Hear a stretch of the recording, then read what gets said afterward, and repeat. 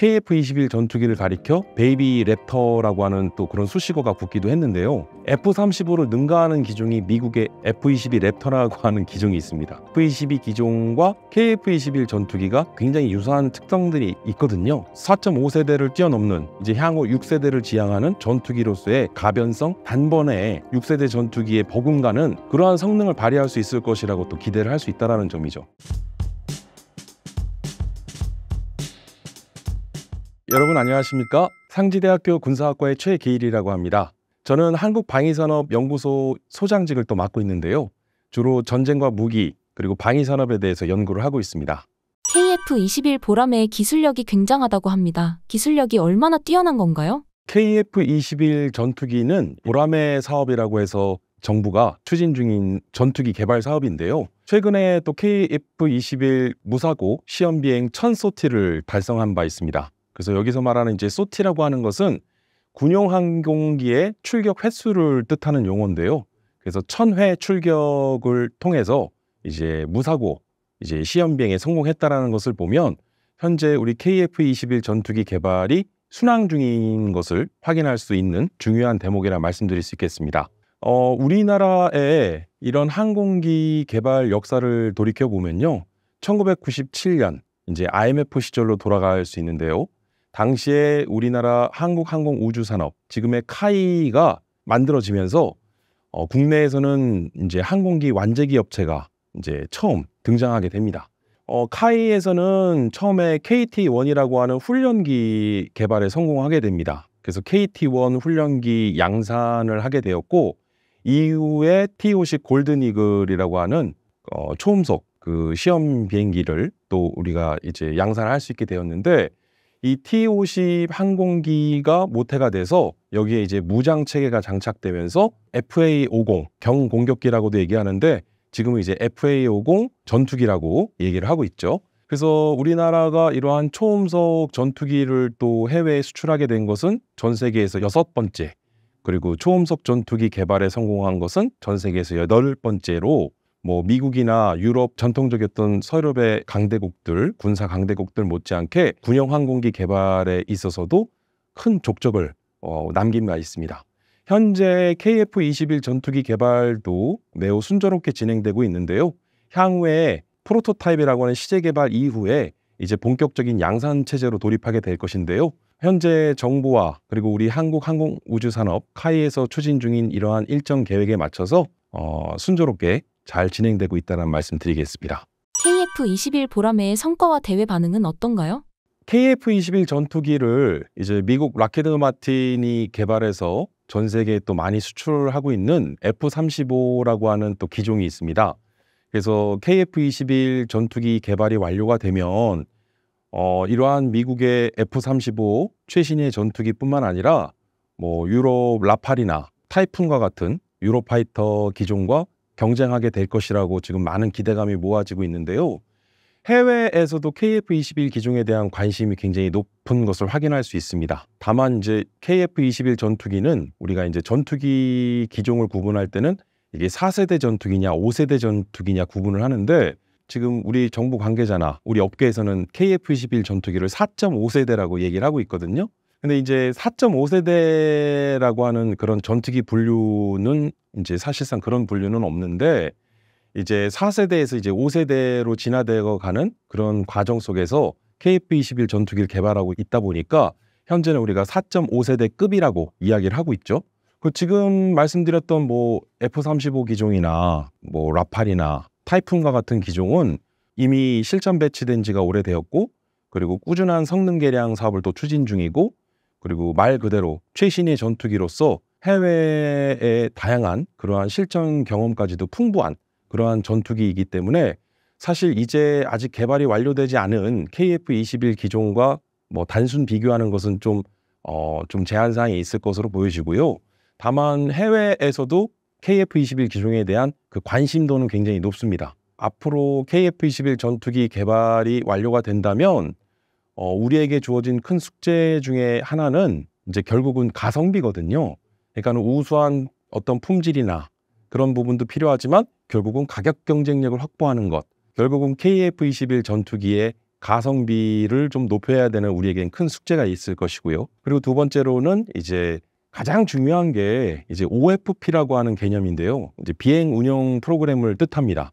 우리가 지금 일상에 사용하고 있는 자동차도 정밀하고 정교한 어떤 전자기기의 그런 작동으로 그런 내연기관들이 이제 움직이는 그런 원리처럼 결국은 이러한 전투기도 전자기기들이 작동을 하는 데 있어서 비행 운영 프로그램에 대한 OFP에 대한 부분들이 이제 굉장히 중요하거든요. 이러한 최첨단 전투기의 OFP 프로그램에는 최첨단 전자 장비나 기술들에 대한 접목 활용에 있어서 그런 연동되는 안정된 비행 운영 프로그램에 대한 부분들이 뭐 오랜 기간 또 그런 시험 테스트를 통한 검증과 그리고 또 관련 기술 개발들이 또 필요한 부분들이 있겠고요. 그러다 보니까 사실은 가장 중요한 게 FA-50 전투기나 KF-21 전투기도 국산 전투기를 개발하고 있다고 하지만 지금의 우리의 이러한 전투기 관련 뭐 핵심 기술들은 사실 미국에게 의존하는 부분이 좀 있다 보니까 향후에 지금도 그렇습니다. FA-50 전투기를 해외에 수출하려고 하더라도 미 국무부의 EL, 그러니까 엑스퍼트 라이센스라고 하는 이제 수출 승인을 받아야 되는 상황이 있고요. 마찬가지로 KF-21 전투기도 정작 우리가 열심히 해외에 그런 러브콜을 받고 또 수출 세일즈를 하더라도 결국은 미 국무부의 EL을 승인을 받지 못한다면 애써 개발한 이 전투기를 판매를 하는데 좀 제약상이 발생할 수 있다는 것이죠. 그리고 이제 기술적으로도 좀 들여다보면 사실은 KF-21 전투기가 이제 4.5세대라고 얘기하는데 이제 5세대 이상의 전투기로 진화하기 위해서는 이제 첫 번째 이제 스텔스 기능입니다. 그래서 스텔스 기능을 고도화하는 것. 그리고 이제 두 번째는 이제 항공기용 엔진인데 이 항공기 엔진은 말 그대로 그 항공기의 심장이라고도 일컫는데 FA-50 전투기는 이제 그 터보팬 단발 엔진을 사용하죠. 그리고 KF-21 전투기에는 이제 미국 제너럴 일렉트릭의 F414 엔진을 씁니다. 근데 이거는 이제 두 개의 엔진이 들어가거든요. 근데 이 엔진의 그 원 제작사는 미국 제너럴 일렉트릭스지만 하나 에어로스페이스가 이제 공동으로 또 기술 개발에도 참여하고 또 국내에서 이 F414 엔진을 또 조립 생산을 하기 때문에 현재 우리 한화 에어로스페이스에서는 이러한 항공기용 엔진의 기술 습득이라든가 관련 연구 개발들을 통해서 초음속 전투기의 엔진 기술도 우리가 확보하게 될 것으로 기대가 모아지고 있는데 이것도 조금 시간이 좀 필요한 부분이다 보니까 앞으로 우리가 이러한 항공기용 엔진 기술을 확보하는 것 이것도 이제 굉장히 중요한 부분이라 말씀드릴 수 있겠고 그리고 무엇보다도 이제 군용 항공기는 전투기로서의 임무를 수행하기 위해서 무장 체계가 핵심이 되는데요.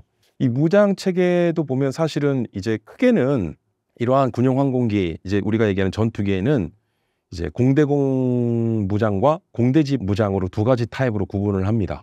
뭐 공중전을 이야기를 할 때 도그파이트라고 얘기하는데 이런 경우에는 결국은 공대공 미사일에 대한 부분들 그런 무장 체계가 핵심인데 현재 우리 FA-50 전투기에는 AIM-9X라고 하는 단거리 공대공 미사일을 장착해서 운용하고 있고 AIM-120이라고 하는 이제 암람이라고 하는 중거리 또 공대공 미사일이 있습니다.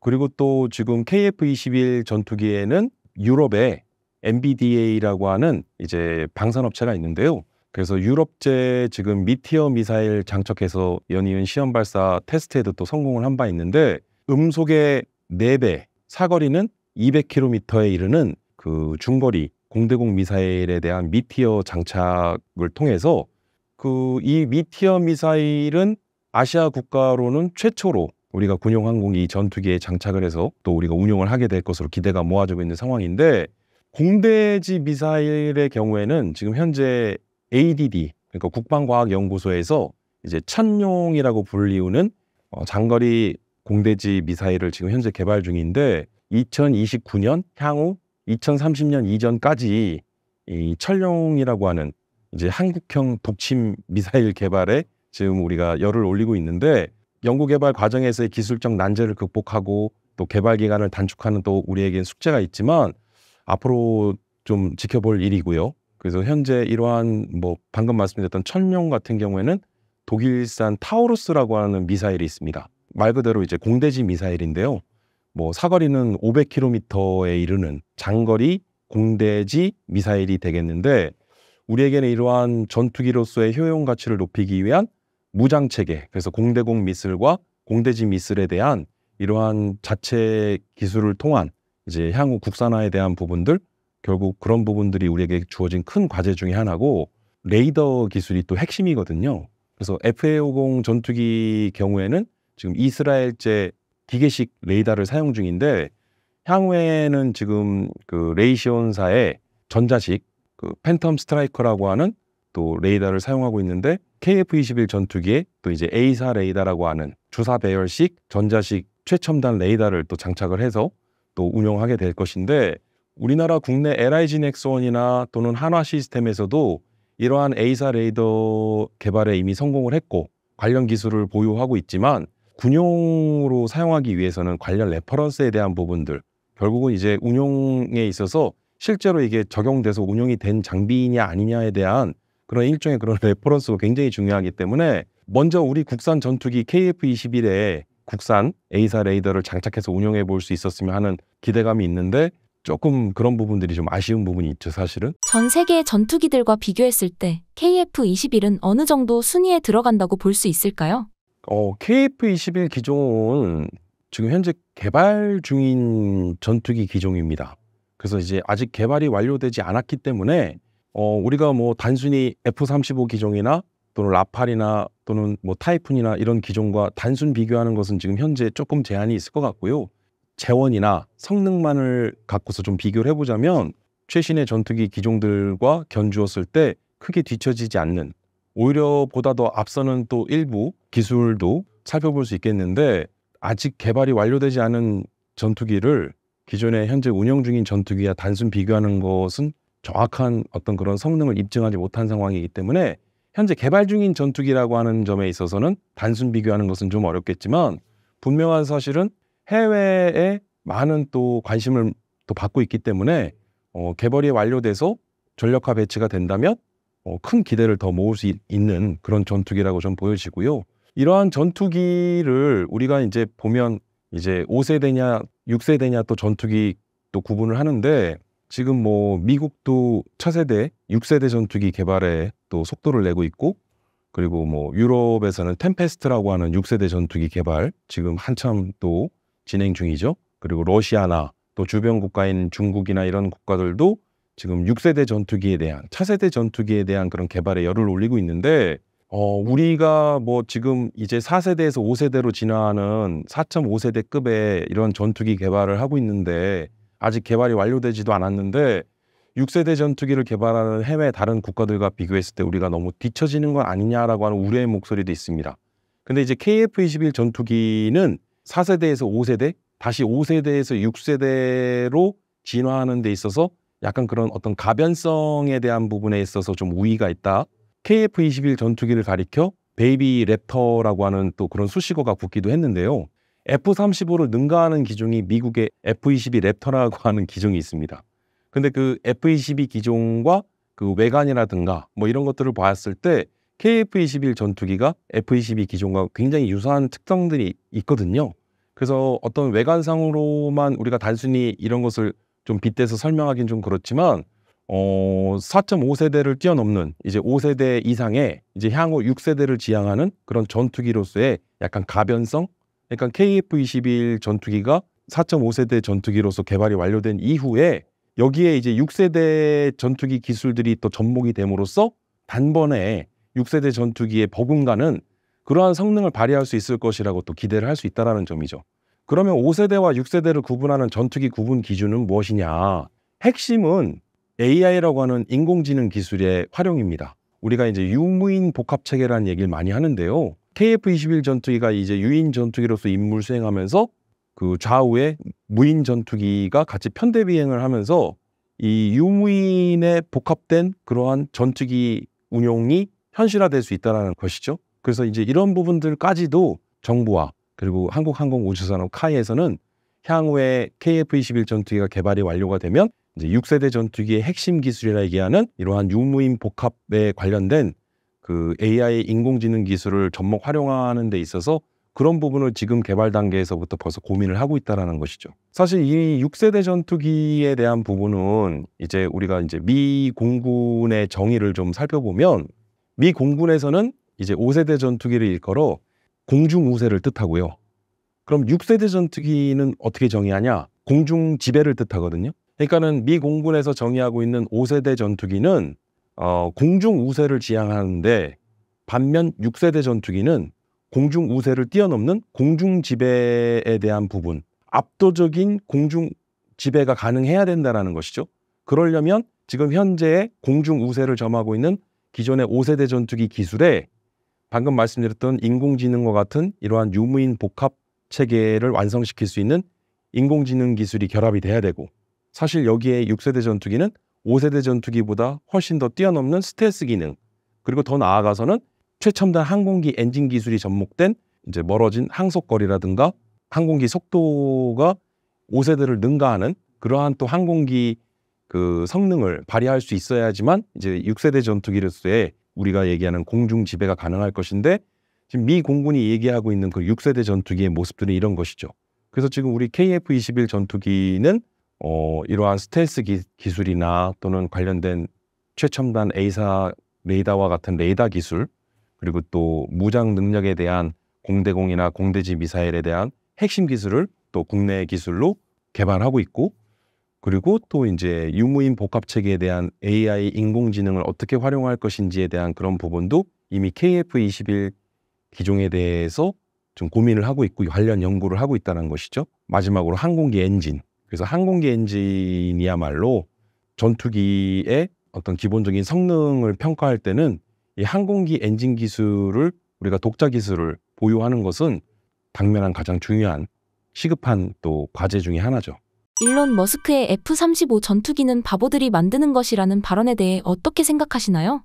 트럼프 2기 행정부 출범과 맞물리면서 당시에 이제 뭐 정보 효율부 수장으로 이제 일론 머스크가 낙점이 되면서 언론에 공개됐던 일론 머스크의 발언 중에 하나가 정보 효율에 대한 부분들이 막대한 천문학적인 예산을 쏟아부으면서 어떤 유인 항공기 그런 전투기를 운영하는 것보다 이제는 어떤 무인 기술을 통한 그런 무인기를 활용해야 된다는 또 발언을 한 바 있어서 또 주목을 받은 바 있는데요.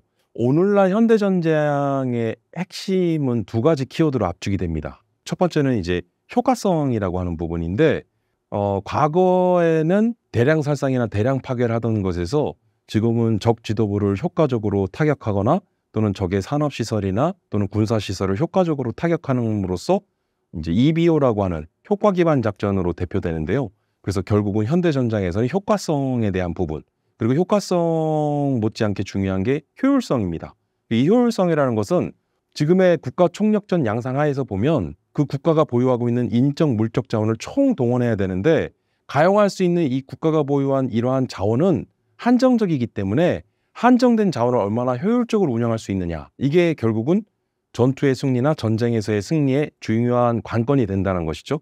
그래서 일론 머스크가 얘기했던 부분은 사실은 오늘날의 이러한 현대전쟁에 있어서의 이러한 효과성 기반이나 또는 효율성의 가치를 두고 보자면 틀린 말은 아니죠. 앞으로 미군이 지향해 나가는 이러한 이제 앞으로의 뭐 군사력 건설이나 군사력 증강, 국방력 증강에 대한 방향은 일론 머스크의 얘기했던 효율화 또는 효율성, 이런 부분에 대해서 관심을 가져야 되는 부분이라 말씀드릴 수 있겠습니다. 6세대 전투기도 이러한 어떤 유무인 복합 체계에 대해 무인 전력으로 공중 지배를 하겠다라는 것이거든요.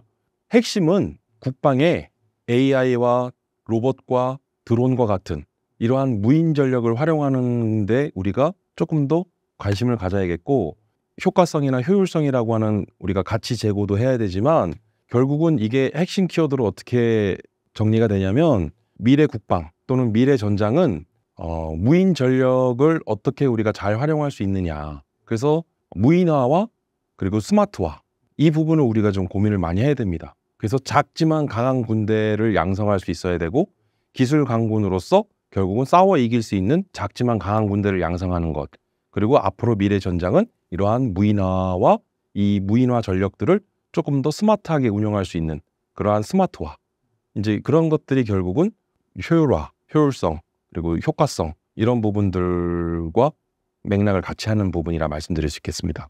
트럼프가 한국의 군함, 선박 건조 능력을 협력 희망 분야로 지목한 이유가 무엇인가요? 오늘날 해양을 제패함으로써 결국은 전 세계 군사 강대국으로서의 그런 지위와 입지를 공고히 할 수 있는 부분이 있겠다 말씀드리겠는데요. 미국 해군은 전 세계 최강의 또 이러한 해군력을 보유하고 있죠. 오래된 이러한 1, 2차 세계대전을 거치면서 강력한 미 해군력이 바탕이 되면서 결국 미국의 군사력이 발현될 수 있었고, 그리고 경찰 국가로서의 미국의 이러한 압도적인 군사력 우위를 점할 수 있었던 배경이 되는데요. 최근에 출범한 트럼프 2기 행정부의 가장 두드러진 특징 중에 하나가 바로 우리 K조선, 그리고 우리 K방산에 이제 러브콜을 보냈다는 것이죠. 그래서 트럼프 대통령은 지금 현재 우리나라 정부와 또 우리 방산업계에 있어서 조선산업 분야에, 결국은 군함을 건조하는 함정 건조 사업 분야에 있어서 이제 함 건조, 그리고 이후에 이제 MRO라고 하는 함정의 유지 보수 운용에 이르기까지 굉장히 적극적으로 미국 정부에서는 관심과 의지를 표명하고 있는 상황입니다. 전 개인적으로 최근에 미국의 그 안보 싱크탱크라 불리우는 이제 CSIS, 그래서 국제전략문제연구소로부터 연락을 받았는데요. 트럼프 2기 행정부 출범과 맞물려서 국가 안보에 있어서 가장 중요한 의제 중에 하나가 한국과의 그 조선산업 분야에서의 이제 군함 건조 및 MRO 분야에 대한 협력 관계를 조금 더 보다 공고히 해 나가야 된다라고 하는 그 의제가 1번 과제로 선정이 됐다고 하더라고요. 트럼프 2기 행정부 출범과 맞물려서 미국의 이러한 안보 싱크탱크에서도 미국과 한국의 이러한 우방국과의 어떤 안보 파트너로서의 군함 건조와 군함 운영 유지 보수에 대한 이러한 사업들이 그 협력 관계를 공고히 해야 된다고 하는 굉장히 절실하고도 절박한 그런 분위기를 좀 엿볼 수 있었고요. 미 해군이 오늘날 최강의 해군력을 보유하고 있지만 전 세계 최강의 미 해군 함대들을 또 보유하고 있지 않습니까? 2, 3, 5, 6, 7 함대에 이르기까지. 근데 직접적으로 우리와 좀 비춰서 연관해서 보면 대표적으로 미 태평양 함대라 불리우는 7함대. 그래서 7함대와 사실은 3함대가 태평양 일대를 관할하는 결국은 중요한 그런 함대 전력인데 7함대의 함대 전력 하나만으로도 한 나라의 군사력과 버금갈 정도로, 그 사실은 그 한 국가의 군사력을 뛰어넘을 정도의 그 7함대 전력 자체가 이제 어마무시한데요. 미국은 11척의 대형 항모 전단을 또 운영 중이고요. 그리고 이러한 항모를 운영하면서 그 항모 전단들이 이제 전 세계 해양 패권의 중요한 그런 역할들을 또 하고 있는데, 미국은 1940년대에 존스 액트라고 하는 법을 발의를 합니다. 그래서 미 연방법에는 이 존스 액트는 뭐냐면 미국의 연안을 비롯한 미국의 그런 해역에는 미국 내 본토에서만 생산 제조된 선박만 취항이 가능하다는 거예요.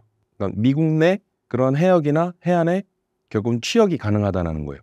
결국은 이러한 법 때문에 좀 양면이 있는데, 오늘날의 이러한 강력한 미 해군력을 건설하는데 사실 이 존스 액트가 밑받침이 됐지만, 반대로 세월이 흘러서 지금에서 보니까 오히려 그 존스 액트로 인해서 함정 건조 능력이나 유지를 할 수 있는 그런 능력을 상실하게 되는, 그러니까 결국은 일종의 그러한 양면성이 있었다라는 것이죠. 미국이 자국의 이런 해양 패권이나 해양력을 단기간 내에 집중하기 위해서 보호 육성했었던 조선 산업이 이제는 시간이 흐르니까 반대로 경쟁력을 상실해버리더라는 거예요.